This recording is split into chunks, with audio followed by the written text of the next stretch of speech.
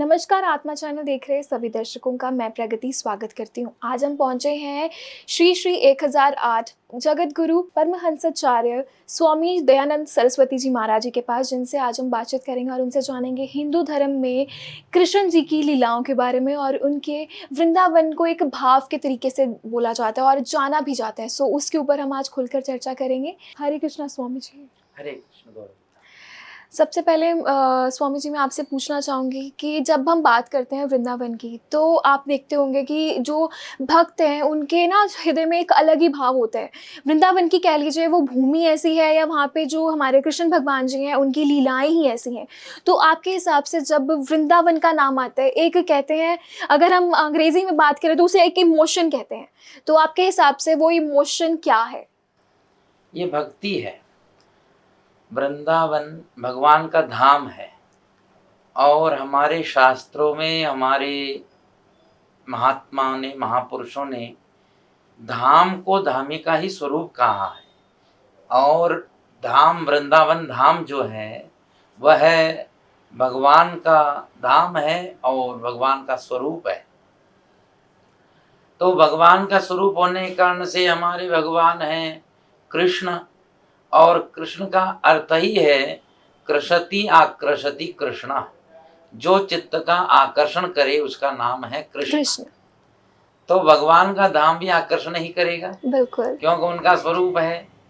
तो जो कोई भगवान के धाम में जाता है, भगवान के धाम का नाम लेता है, उससे वह जो है आकर्षित होता है।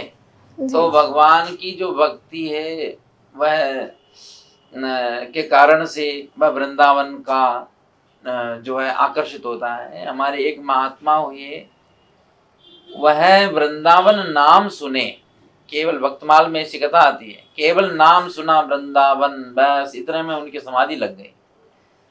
तो भक्तों का यदि इस प्रकार से एक आकर्षण हो जाए, और तो यह एक भक्ति की ही दशा माननी चाहिए जी। तो वहाँ पर जो भक्त लोग जाते हैं वृंदावन में, तो वहाँ की रज में ऐसा प्रभाव है। आपको एक बात बताएं, वृंदावन की, श्री धाम वृंदावन में भगवान के 7 स्वरूप स्वयं प्रकट हुए, स्वयं है। और कहीं एक स्वरूप भी कहीं प्रकट हो जाता है तो उस स्थान को की कितनी महिमा हो जाती है। वहाँ तो महापुरुषों के तप से, भजन से, भक्ति से वहाँ 7 स्वरूप प्रकट हुए। श्री बांके बिहारी जी को जो है श्री स्वामी हरिदास जी ने प्रकट किया, भजन के प्रताप से वो बिहारी जी प्रकट हुए वहाँ। इसी प्रकार श्री हित हरिवंश महाप्रभु ने भजन किया तो वहाँ श्री राधा वल्लभ जी का वह स्वरूप विराजमान है। इसी प्रकार से वहाँ पर श्री रूप गोस्वामी जी के द्वारा जो है वहाँ श्री गोविंद देव जी वहाँ प्रकट हुए, और श्री हरिराम व्यास जी के द्वारा वहाँ पर जुगल किशोर जी प्रकट हुए, और हमारे मधु पंडित जी के द्वारा भजन करने पर वहाँ पर गोपीनाथ जी प्रकट हुए, और श्री गोपाल भट्ट महाप्रभु के द्वारा भजन करने पर राधा रमण जी प्रकट हुए जी। तो वहाँ पर जो है 7 स्वरूप जो है स्वयं प्रकट है। तो ऐसी धरती जो है वहाँ कितनी पावन होगी। निरंतर आहार निश वहाँ पर भगवत नाम संकीर्तन चलता है जी। भागवत कथाएं आदि के माध्यम से, और इतने भक्तों की भक्ति के द्वारा इतनी सात्विक भूमि वो है। और पुनश्च वहाँ पर जो है भगवान का जो धाम होने से भगवान की लीलाएं हुई है, असंख्य वहाँ पर गोप गोपियां, वहाँ पर गैया, वहाँ पर जो है उनके चरणों से वो रज पावन हो गई है।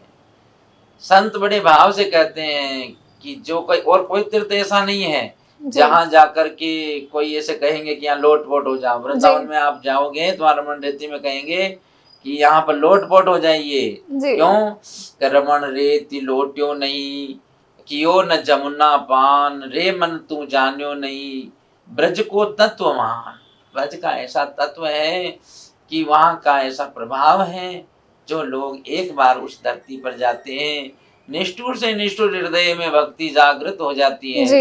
तो वहां पर ऐसा दृश्य देख करके किसका मन नहीं चाहेगा। जी अजी हमारा क्या, देवताओं का भी जी तरसता है बिल्कुल वहां आने को, वहां रहने को, वहां उनका भी जी जो है वहां पर ललचाता है। तो फिर हम लोगों के क्या विचार। बिल्कुल।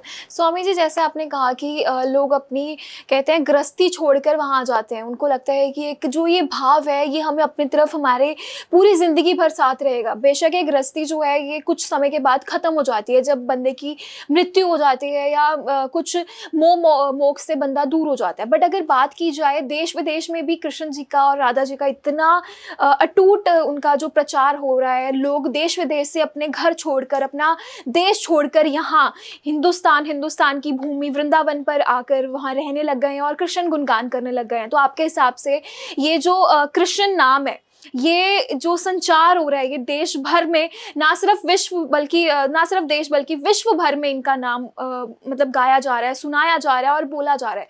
तो आपके हिसाब से कृष्ण शब्द का अर्थ असल में अब लोगों को पता लगना शुरू हो चुका है? हाँ बिल्कुल होने लगा है। और बहुत सारे महापुरुष जो है निरंतर इस कार्य में लगे हैं। भगवान की भक्ति को सब कोई जाने, भगवान का महत्ता सब जाने, भगवत नाम की महिमा जाने। इसलिए देशों विदेशों में सब जगह जी पर जो है उनका खूब भक्ति का प्रचार प्रसार हो रहा जी है। तो सब लोग जो सुनते हैं फिर वह आकर्षित होते हैं। जी और आपने तो कथा सुनी ही होगी जी कि रसखान जी जो मुसलमान होते हुए भी जी वो मतलब भगवान का चित्र देख करके वह भी वृंदावन के प्रति आकृष्ट हो गए। बिल्कुल तो जो दूसरे धर्मों के लोग हैं, मैं हमें ये गर्व से कहता हूँ, जैसे हमारे श्री स्वामी विवेकानंद जी कहते थे, गर्व से कहो हम हिंदू हैं। हम हिंदू हैं। इसलिए हम ये गर्व से कहते हैं कि हम उस संस्कृति के धारक हैं। हम हिंदू संस्कृति में हमने जन्म लिया है, जो संस्कृति सबको शांति देने का संदेश देती जी है। ऐसा कोई धर्म नहीं है, अन्य धर्मों के अंदर इस प्रकार से शांति का उपदेश नहीं है। वहाँ तो आप देखेंगे कि मारने की बात, उनको समाप्त करने की बात कहती है, जी परंतु हमारा हिंदू धर्म ही एक ऐसा धर्म है जी जो सबको कहता है सर्वे भवन्तु सुखिनः, सर्वे सन्तु निरामया, सर्वे भद्राणि पश्यन्तु, माँ कश्चित् दुख भाग भवेत्। हमारे यहाँ के महापुरुष कहते हैं, नानक नाम चढ़ती कला, तेरे पाणे सर्वदा भला। हमारा ये धर्म है। तो इस धर्म में जो है जो शांति है वह अन्यत्र कहीं भी नहीं है।